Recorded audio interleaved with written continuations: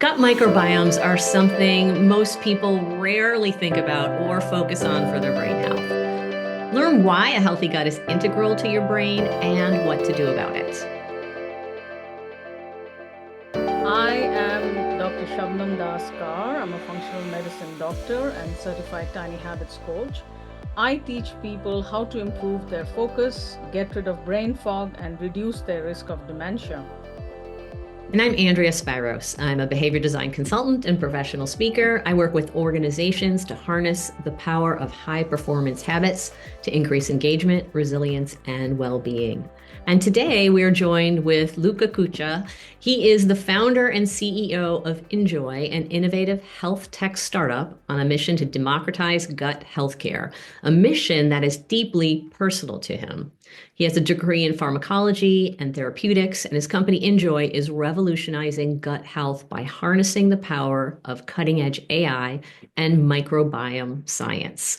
Welcome, Luca. Nice to have you here. Thanks so much. Thank you for having me.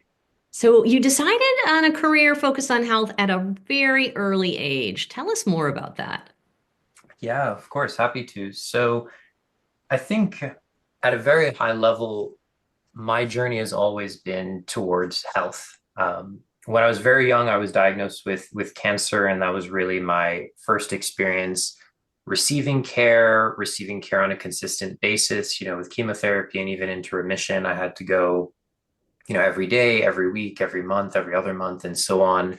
So it got me very familiar with what it's like to have to be in a hospital consistently, what it means to have a caregiver that's looking after you beyond just when the moments that you're in front of them, but also considering your experience outside of the hospital, questions you might have, anxieties you might have. Um, and that goes for both myself and my family, being that I was at such a young age. And that's really where a lot of the inspiration, as cliche as it might sound, came to pursue a cure and helping people. Um, Witnessing also within my family a lot of people that have inflammatory bowel disease and GI issues.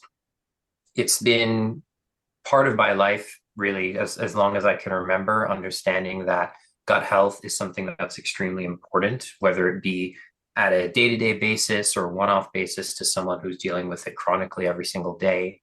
And it really wasn't until I experienced my own bout of inflammation where, to put it short, I was essentially feeling like my body was on fire for several months. I had itching, redness. I couldn't even touch my arm without it becoming red and inflamed. Met with doctors and dietitians and dermatologists. Found myself trying everything under the sun, whether it be as extreme as bleach baths and peroxide washes and multiple doses of allergy medication a day, and just feeling, at a loss after having tried everything. Um, it made me realize that these experiences with inflammation, these experiences with intestinal health aren't isolated incidents. And even those who don't have a formal diagnosis, it's still something that can have a severe impact on people's lives. Although not everyone will have such intense experiences, I think gut health is something that everyone has had a brush with, whether it be some type of a stomach bug, bloating, abdominal pain, a reaction. Everybody knows what it feels like to have some type of intestinal discomfort. And most people don't talk about it. And that's really where this interest and this need for helping people feel empowered against these unspoken battles comes from, and really just share this notion that gut health doesn't live in isolation. It's attached to many different areas of our health and overall well-being. You've touched on a lot of really important issues. No one likes to talk about their gut. I think they sooner talk about how much they make each year, Right. than to talk about any intestinal issues. I want to highlight for our listeners because people can put two and two and say like, oh, I'm bloated, that's a gut issue. Oh, I have some other type of bowel distress and bathroom distress, and so I understand that's an issue. But you highlighted that you had skin issues so severe and saw multitude of doctors in the specialty areas, with very little effect, as I'm guessing. And how did you make that connection that your issues? So I have two questions. One, how did you make that connection? And then what should other people look for so that they know, well, that their gut is healthy? Yeah, certainly. So my background is in science. So, growing up, I worked on an ambulance in emergency medical services. I volunteered in hospitals. I went to school for pharmacology. I worked in a lab, and then now kind of at the point of starting my own company in the space. Um, I'm a naturally pretty analytical person. And on top of that, I grew up in a house and with a family that was already relatively health conscious, I could say, growing up. So for me, whenever I have a problem, I'm always trying to, maybe to a negative degree at sometimes, trying to figure out what is the origin of that issue, because there's always an origin. Right. Whether it be, muscle soreness because you worked out the day before and maybe you push yourself too hard, to the issues I described having. And for me, trying all the things that I tried was a form of experimentation. And it's, at the time I was also starting the company and having all these conversations with people about all the trial and error that they experienced in their journeys related to intestinal health. And there I found myself essentially going through the same thing. And the connection between diet and the symptoms I was experiencing was just another experiment. Mhm. I tried every type of, topical, consumable, and even lifestyle adjustment tool that I could think of. And it brought me to the point where I felt like I had tried everything. I've already tried to eliminate a lot of the potential dietary triggers that could be causing problems. Anything that had any possibility of triggering some type of inflammation and so on was cut out.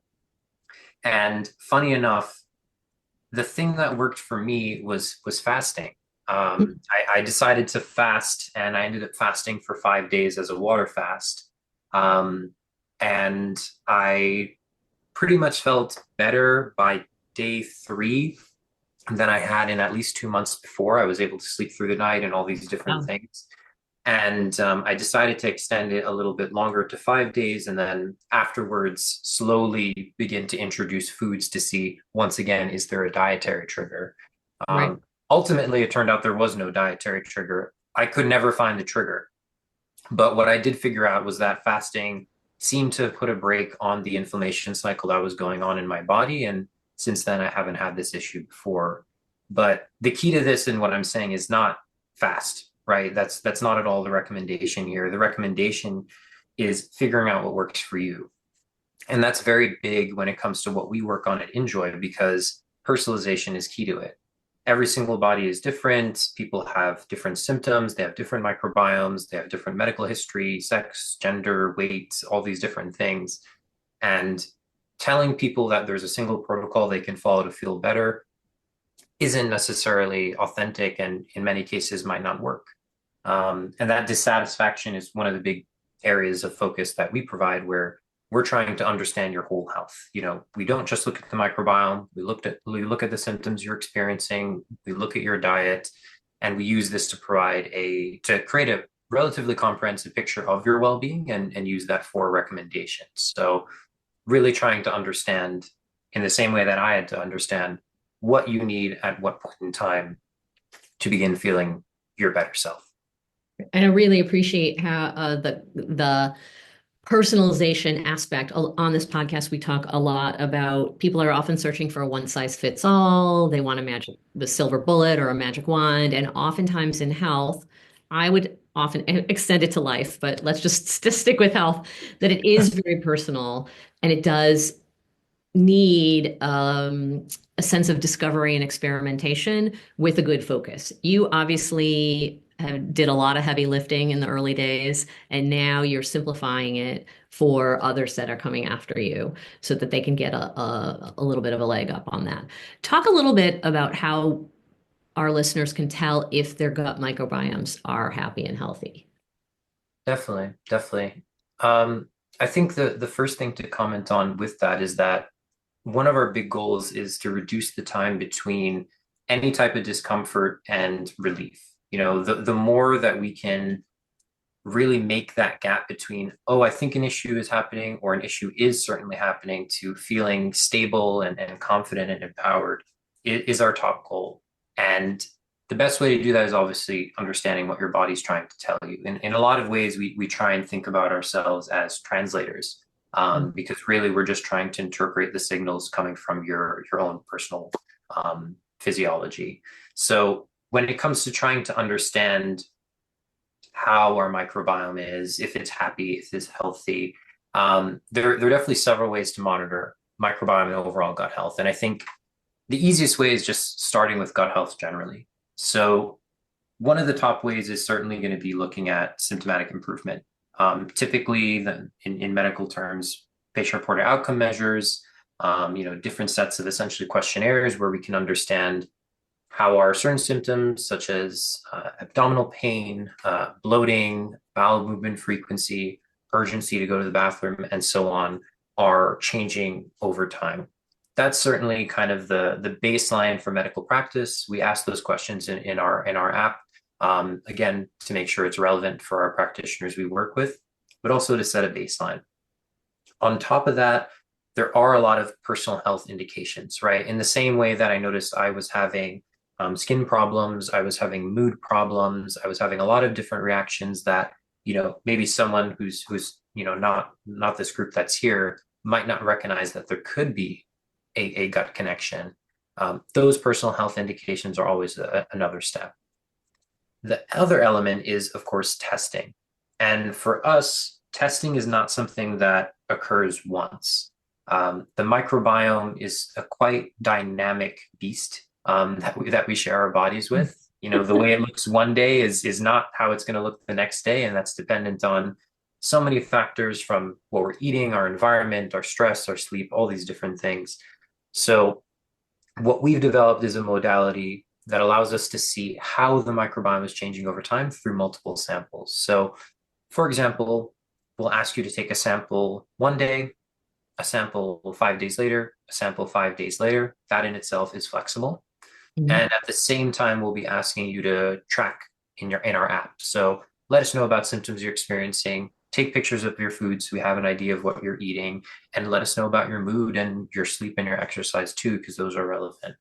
And it's really by having that data, whether it be symptomatic or microbiome based, that allows us to then make comparisons to validated consortiums of data, where we can start to make connections between how your microbiome looks, how your overall profile looks, to others who have been validated and diagnosed with their microbiome data, so we can see how you fit into the spectrum of health and disease. But say a little bit more about, for our listeners, what you mean by validated results. Certainly. So there are several databases out there. There's databases that we've created ourselves where we know without any type of confusion that this individual has this condition. Let's say they have Crohn's disease. At that time, they were experiencing an active flare and their microbiome was profiled. So we know to an extent what the microbiome should look like when someone has active inflammation with Crohn's disease. So imagine you multiply that by a much larger group of people. So you start to get some variability, and you can see how, this will change slightly from person to person, but at an overall level, there are some signatures you can pull out. That is what essentially becomes a reference database for us to then compare samples we're receiving to. So we can start to see how similar does your gut look like compared to someone with Crohn's or someone with some type of active inflammation, and use that to essentially build your health profile. And then you would presumably have some measure for what a healthier gut, or you would just determine by symptoms going away that things are good. So you can do it in multiple ways. In our report, we'll let you know your symptomatic status. We can give you personalized recommendations on how to improve those symptoms, and all of our recommendations are coming from peer-reviewed literature and validated by our team. And then on the microbiome side, we can do things similar. And just to say, I'm not naive to the fact that the microbiome is still an active area of research, right? Right. So one of the major things that we do is that again we're not just looking at the microbiome. We really pride ourselves in clearly labeling claims that we're confident in, where there's evidence to support it, as well as claims that are more anecdotal and providing you confidence, of course, for those things. And then, of course, also taking in the dietary, the lifestyle, the symptomatic, and PRO information. So we are able to make recommendations for all those different areas of health, dietary recommendations, microbiome focused recommendations, supplement focused recommendations, and prioritize them in a way so essentially you know what direction to go in. We don't optimize our report in a way that we're trying to improve a single bacteria or one or two bacteria, because that's just honestly not how the science works. You know, you eat one thing, it's not going to impact one bacteria. I wish it was that simple. You know, Right. your I job know would it be would all would be be a lot easier if healthy. that was the case, but it's not. So essentially, how our model works is that we're able to almost create a virtual example of your microbiome, feed it different foods, understanding from the literature how those foods will affect different consortia of bacteria, and then through that simulation, understand which foods for your specific microbiome are going to provide you the best benefit overall, with this intention of getting you to a more positive state of your microbiome and away from a dysbiosis should it be present. Right. Shabnam, you how do you think about the gut as a clinician? Oh, good Lord. There's so many things to talk about. And Luca, you shared some, thank you for sharing your story. And I can't even imagine what you must have gone through. I mean, having to handle all of that and going to doctors and not getting the kind of help. As a functional medicine doctor, actually, one of the first things we look at is gut health. And obviously, if a person comes to me, they have a problem. And whether they have a problem of anxiety, low mood, low energy, fatigue, we always start with the gut, because without a healthy working gut, it nothing else will really change in a meaningful way. Yes, we can add, of course, we need pharmaceuticals for a lot of the things, but for some of the things that, Luca, you mentioned about fasting. So fasting and inflammation, and as you pointed out, you talked about inflammation. So the immune system is intimately related to every disease on earth, whether we talk about cancer, whether we talk about, mood issues, whether it is dementia, whether it is heart disease, stroke, anything you name, whether it is conditions like IBD, like inflammatory bowel disease, or any other autoimmune condition, everything is related to the immune system, and the gut is intimately related to the immune system. And this is something we sometimes, people talk about immune boosting, whereas we talk about building immune resilience. So, as a clinician, Andrea, I laughed when you said people don't like to talk about about the Yeah. gut health and poop, and for a clinician, Yeah, that let's just say it out there, yeah, let's it's just put it out there for extremely everyone. important. For us, it's like extremely important. I was an OBGY. So back in the days, after a surgery, next morning, first thing we would ask is, did you pass flatus? Did you pass, how your bowel habits? If they said those were fine, we would be very happy. So anyway, going back to, for us, it's like, oh, that's our everyday life. So going back to gut health, and Luca has already mentioned everything. One is symptoms, one is gut symptoms, and another thing that a lot of people, including doctors, sometimes are not aware. Luca, you mentioned all these allergies and skin problems. Those are Mhm. intimately related to the gut, because if you, like, we forget something, that our bodies are interconnected. Like the skin did not get the memo that it's not connected to the gut. If you track, Right. Right. if you put a finger across from your skin and you track it right to your mouth, it is connected. And what happens is, because medicine has become so siloed, like we forget that they are all network of networks. So, going to what is a healthy gut, Luca has already defined it. One is symptoms. Besides gut symptoms, other things we look at is autoimmune conditions, and also what kind of prescription medications people are on. Besides antibiotics, whole lot of other medications have an impact on the gut microbiome as well. And more importantly, a gut microbiome also decides how effective certain medications are.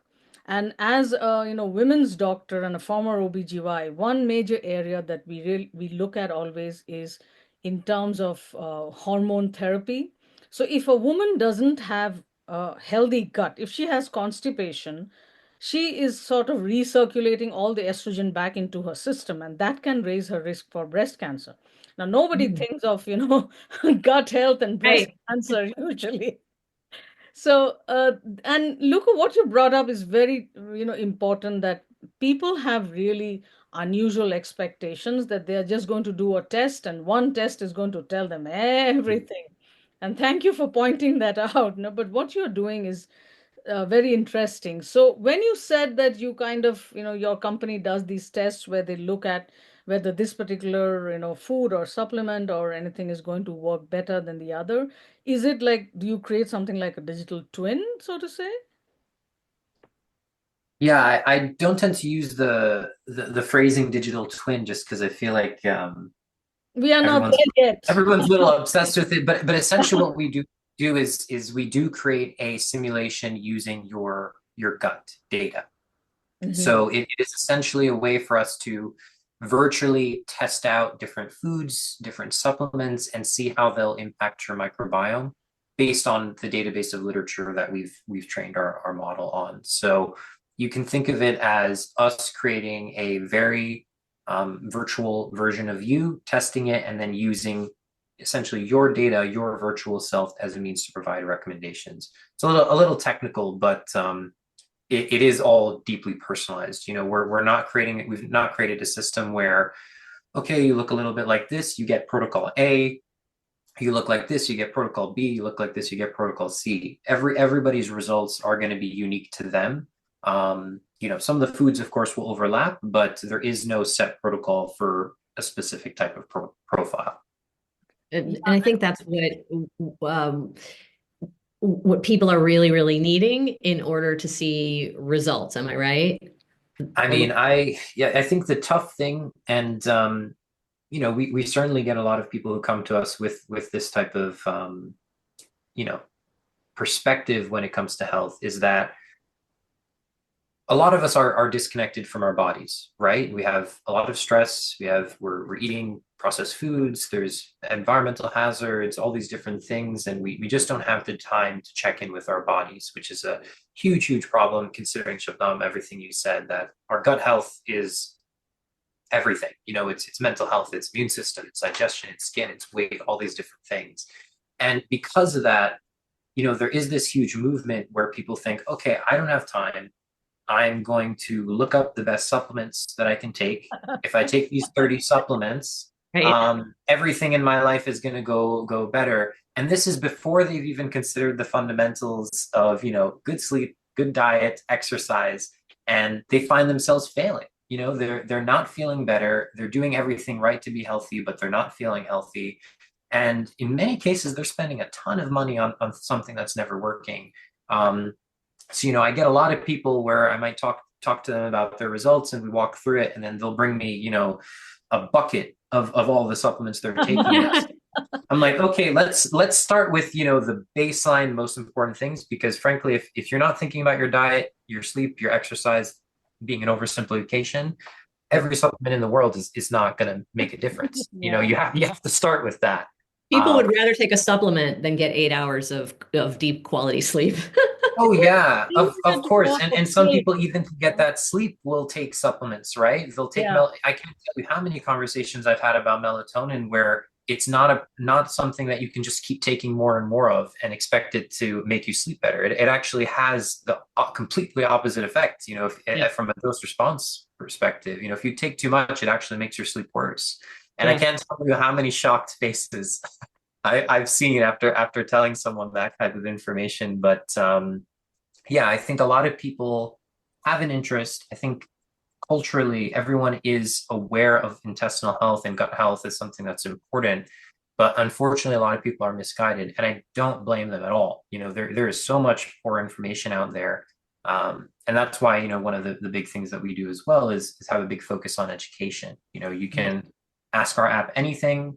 You'll get responses only from our database of literature, peer-reviewed literature, so you can trust the source it's coming from. and feel confident in the information you're receiving. And ultimately, will also help you build better habits, will help you find a protocol to feel better, all these different things in tandem with your practitioner. But it starts with good information. Exactly. And I think that's so important. Now, so many people really, we talk about they'd rather take a supplement than sleep, but also people would rather take a supplement than think about what they eat and track their what the diet. And by diet, I think we were both talking about diet meaning the foods we are eating, not diet as in not doing this or not doing that. Just what we're Hmm. eating, what we're not eating. Is diet tracking that important?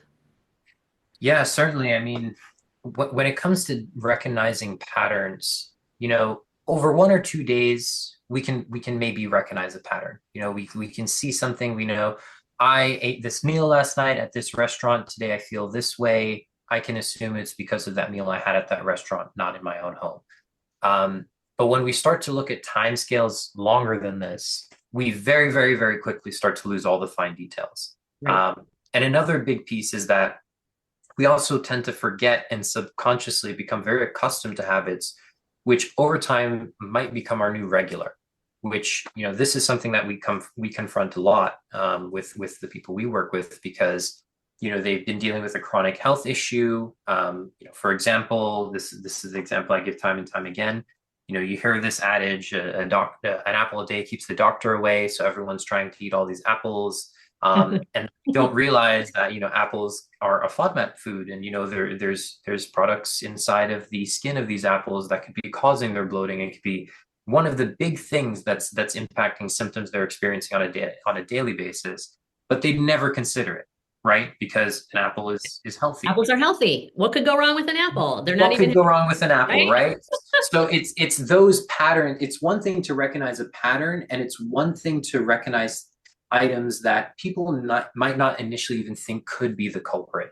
And by tracking your diet consistently, by tracking your symptoms consistently, for example, through our app, we're able to make those connections and not based on one occurrence, right? We're able to say, okay, we notice when you eat apples, it seems like symptoms are a little bit higher. Let's flag this as a potential trigger and keep monitoring it. And over time, we can have more confidence in that association based on, again, what you're eating and what you're tracking. So consistent tracking is definitely the first step. And then where we come in is having a system to identify any issues is next. Because whether that be someone who is a dedicated practitioner you have, which some might not have access to on the consistent basis, or it's us, it all just becomes with having a consistent understanding of what you're putting into your body and how it's making you feel. And, as mentioned before, this becomes all the more important in the context of chronic disease because what we're trying to do is identify signatures before they become truly problematic. For example, And it sounds like your tracking is more photo of the food. It's not like someone has to sit down with their meal and go, I had half an ounce of almond milk and hmm. 3/4 of an apple and a half a pound of spinach cooked, right? Yeah, I mean, listen, I would love if we had that specific information. Yeah. I mean, it would be incredible to work with. But the truth is nobody's going to do that. Or they might do that for a day or two and then they say, forget it and give up completely, which is what we don't want, right? So trying to have a balance between the simplicity of tracking information. For example, in our app, you just take a picture of your food. The simplicity of tracking your symptoms. We don't ask you to track every day. We only ask you to let us know if something has changed because it's those changes that are really critical. So you don't need to tell us 0 every day for bloating if you're never experiencing bloating, for example. Right. The easier we can make it for you to track is critical. But on top of that, the volume of value you receive in return for any tracking you do has to far, far, far, exceed the effort to get there.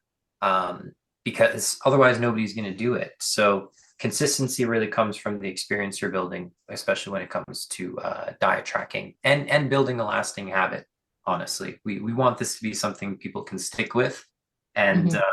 meeting them at a realistic point where we don't expect you to track everything. We don't expect you to tell us how much salt was in your meal or anything like that. We can make some assumptions, but having a minimum level of tracking to understand is always going to be important. Yeah, it sounds very, very easy for anyone who's working with you. You know, relationships with food can be very tricky. And you know, I'm going to raise my hand here because in the past, I have had a tricky relationship with food, and I often see people that are having, you know, food can be have a lot of emotion in it, have a lot of resonance with feelings. How can people build a better relationship with food? Because I think that seems integral to what you're working on here. Yeah, certainly. It's an excellent question and one that I think is a lot more complicated than most people realize. And I Yeah. think one of the most important things we can do is be kinder to ourselves, honestly. Being aware that change takes time and incremental change is still change. You know, we don't want someone to use our app or take our test or use our bathroom sensor, any of these types of things and feel like, okay, tomorrow I have to change every single thing. I have to change everything in my cabinet, everything in my fridge, my lifestyle, and so on, because that's going to be so stressful and cause so much anxiety that you're probably going to just revert back to your old ways. So I think incremental change is definitely a very important way to build better relationships with foods. Um, because otherwise it's what we see with a lot of diets. You know, there's a lot of anxiety when people are dieting, which we don't really prescribe to. But trying to make sure I'm eating only the right things and not eating anything else, that anxiety is also not good. Yeah. So if you're so That's stressed stressful, out, isn't it? yeah, if you're stressed out about every single thing you're eating, but you're technically on paper eating the right things, that's still a problem. We don't want to be Yeah. insanely stressed out. And that goes back to, you can't just focus on one narrow area of health. Health is comprehensive. It's so many different things. But I would say incremental change, reducing a lot of anxiety around, always having to be perfect with your diet, being too hard on yourselves and jumping in too quickly are all things that I think are important to be aware of to allow for sustainable change, especially when it comes to diet and Yeah. especially when it comes to gut health, because in a lot of cases, fiber comes into conversation. And if you're not someone who's accustomed to fiber, whether it be, soluble, insoluble, through a supplement, through your diet, whatever it might be, um, you know, bulking up on the amount of fiber eating one day is probably going to cause you a lot of discomfort. So even at a systematic level, you want to make sure you're slowly making these changes. Exactly. And I think uh, we often talk as behavior design experts and tiny habits coaches that the way to sustainable change is through success, right? Mm-hmm. And even changing one small aspect can change your trajectory because change can lead to change and success can lead to success. So I think that's one of the reasons we wanted to highlight you today. Shabnam, I want to go to you for some last thoughts, and then I'm going to come back to you, Luca, so that you can share some final thoughts on where people can find you and your test and go from there. Shabnam? Thanks, Andrea and Luca. It's such an interesting conversation. So, Luca, you brought up something very important about food tracking. And, back in the days before I was trained in tiny habits and behavior design, I would like insist that my patients write down or put it on an Excel spreadsheet. And as you said, after a first few days when the motivation is very high, they can do a lot of things. After some time, it kind of falls by the wayside. And of course, the more they track, the more insight they get themselves. Like they don't have to wait for me to tell them sometimes. And sometimes, asking this question, what do you think helped you and what do you think got in the way? That can be so insightful. And sometimes, people don't think of it like that. Like they don't connect they have been off of gluten for a long time and suddenly they had a gluten cake because it was their friend's birthday and friend's mother had made it and she said it was very good and this and that. And then 3 days later she says, oh, I'm feeling so sick and this. I said, okay, what did you have? Then she realizes, oh, that was the gluten I wasn't supposed to have. So it's not everybody is very focused on, as you said, is not, and of course, that is not how life should be. I mean, your health and gut and that should not be the main focus of life, unless, of course, you're dealing with something very serious. Mm. So that is, food tracking, and again, in the behavior design and tiny habits world, we say that one of the biggest ways in which we can change our habits is through changing the environment. So, if we change our food environment, let us say I'm highly motivated, I have gazillions of symptoms, I'm not sleeping well, and I'm just 20, 30 years old, and I feel horrible because I feel so horrible. And that is a person who's ready to make major changes, then that is probably the time to, change the entire pantry, get rid of all the stuff you should, which are out of plan. And in our, in my world, Andrea and I on our podcast, we always make it a point not to use the term diet, because we are not going to be on a diet for our whole life. We eat Right. food, right? So it's depends on, and if a person is really overwhelmed, what you said is, start with maybe the first meal of the day instead of changing all your meals at the same time if that is overwhelming. So this is a piece, I think, where Andrea and I are very hopeful that behavior change and behavior design techniques can help a lot in changing people's behavior long term. And Andrea, as you mentioned, success makes you, small successes add up to getting the bigger successes, and small successes actually increase our motivation to do more difficult stuff. So one last question, Luca, to you is, you say that InJoy uses AI. So where exactly, which are the areas in which you use AI specifically? So everywhere, essentially. We wouldn't be able to assess the microbiome without using some level of machine learning. Yeah. There's just too many bacteria, too many associations, too many different calculations to make that even if you look at genetic data, all these different things, it becomes very, very complicated task for a human to do. As opposed to, a blood test where you're measuring a specific marker and you know what you're searching for. The microbiome works a little bit differently, right? We're Mm. taking a stool sample, we're extracting its DNA, and we have an understanding once it's sequenced of what DNA is there. But then now we have to figure out what that DNA is and essentially map it to a database to understand which bacteria are present. And that task is not something that can be done with a pen and paper. So microbiome analysis has to use machine learning by design. And a similar idea also happens in all the tracking we do. Mhm. Taking a picture of your food and us identifying not only what food is there, but making an estimation of the quantity. That's image recognition. That's Yeah. AI.